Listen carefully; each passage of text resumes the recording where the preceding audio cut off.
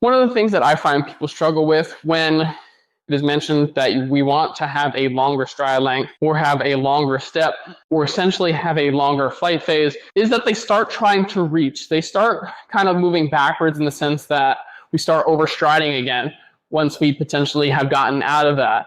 Now, stride length is going to be important because we want it to be pretty big. We want to have a good and maintained cadence that is around 160 to 180 for our more amateur runners.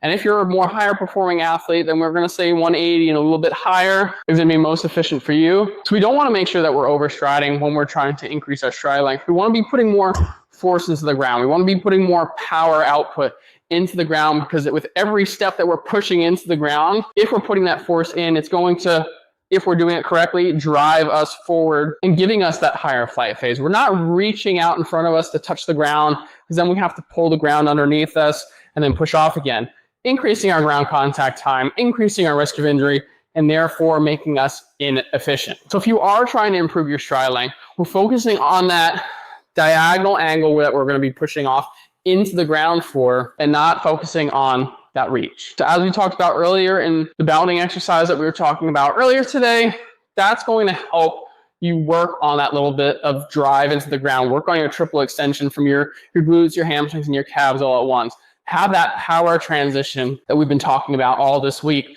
to really take all that strength work, that plyometric work, that speed work that we've been working on, the control and stability work we've been all working on this whole season, to really focus everything now more on the coordination and the putting it all together of getting better at running. Give this a try in your next run. Focus on how much you're pushing off with each footstep rather than trying to reach out in front of you if you're trying to be a little bit faster. Give it a go. Let us know how you get on with it. Put it down in the comments if you have any questions or concerns. Like and follow for more. See you in the next video.